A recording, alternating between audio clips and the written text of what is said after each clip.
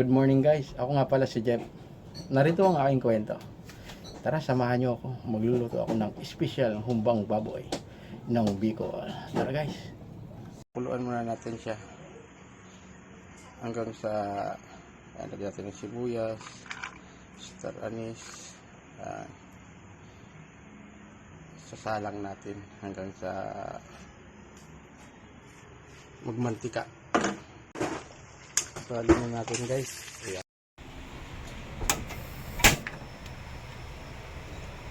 Magluluto na po tayo guys. So, tayo mag-isa. Mantika muna. Kunti lang.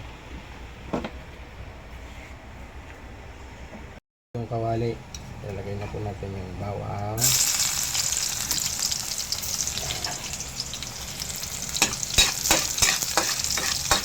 Brown ng bawang, i-mix na po natin yung sibuyas.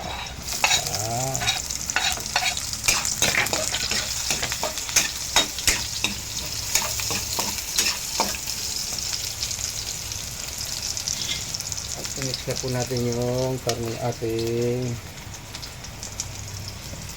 pinatuyo ang mantika.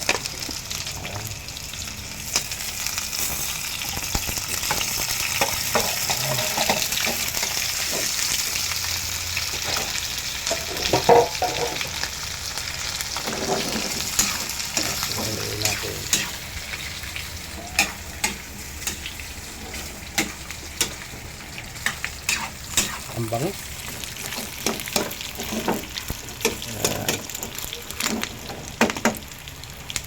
Try tayo ng kunting silver swan soy sauce. Soy. Baka naman silver swan.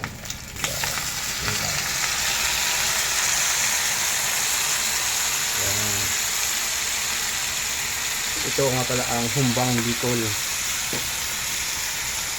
Pag nasubukan nito, napakasarap.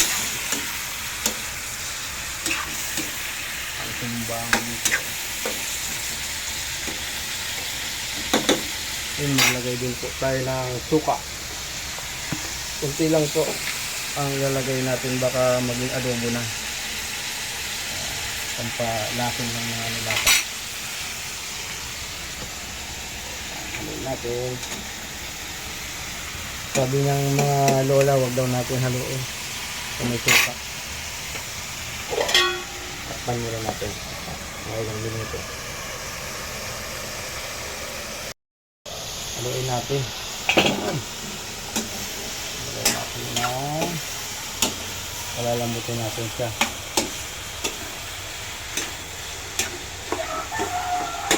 Maglagay tayo na Sprite. O kaya kahit anong brand gusto nyong yung soft drink. Yung palambo.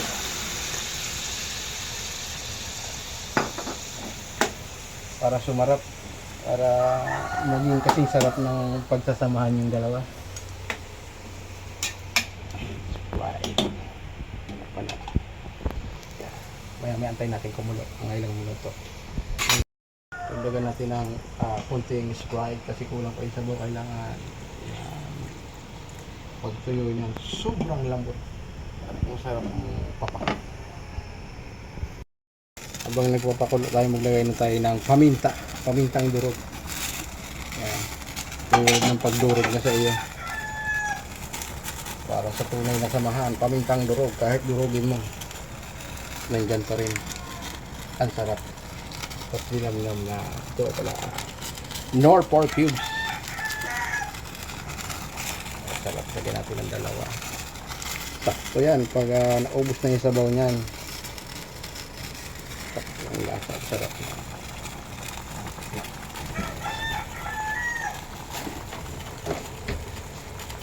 Para sa regular na lasa, lagyan natin ng kunting asin. Kunti lang kasi may nor na tayo, pero kailangan pa rin natin ng asin para maganda ang lasa. Haluin.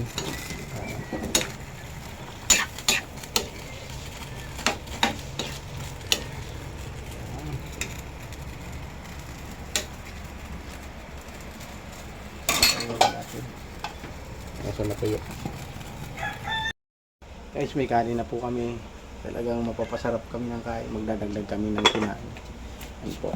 Kaya, ang saing kasi po mayroon tayo pitang dumating. Napakalupit. Kaya lulutuan natin ang masarap na kanin.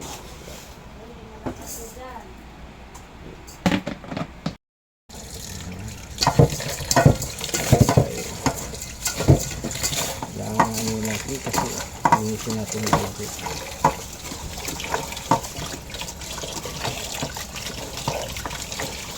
Guys, ito palang bigas, napakaganda nito. Mura lang ang bili namin, 20 lang. NFA. 20 bigas. Ito po yung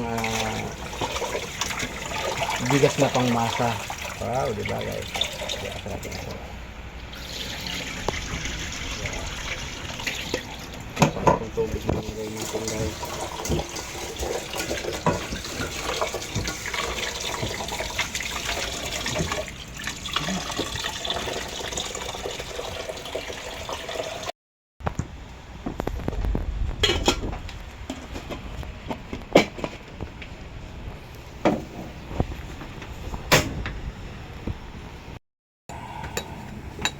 Haluin muna natin guys kasi para yun lumabas na yung tunay na aroma pagkabango. Ay, daming kanin ang mauubos nito. Ito po may kulay green, tatak po yan ng baboy. Ibig sabihin yan yung baboy ay talagang good quality. Tignan nyo guys yan pag may tatak ng baboy, good quality yan. Panulit natin guys kasi di ba? Wow! Mapapalaban tayo sa kanin. Hello. So, na? Amen. Guys, ito yung binabad kong banana blossom, lalagay natin yung mamaya. Satulain mo natin. Yan. Para mawala yung mga chemical. Pag maglagay tayo, kailangan ugasan natin yung egg. Kasi ano yan, yung mga chemical yan. Ilagay natin ang mamaya. Ito naman ang black salted beans. Tinapan natin yung sabaw. Baba din natin kasi maalat yan. Baba natin. Kamaya ilalagay din natin yung sahog. Baba. Okay na. Mainit guys, kaya init tayo. Ayan. Lagyan natin ang black salted beans. Mix na natin yung banana blossom. Lagyan natin para maganda.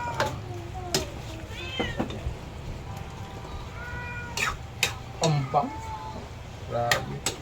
Pag natikman nyo ito guys, sobrang sarap nito. Hanap-hanapin nyo. Ipanin.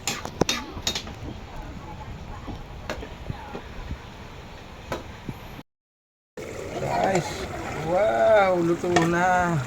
Okay. Ay, lambot ng baboy. Ay guys, hangoy na natin. Sakto na to.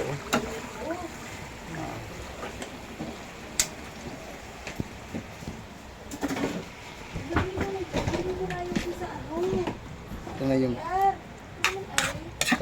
humbang biko.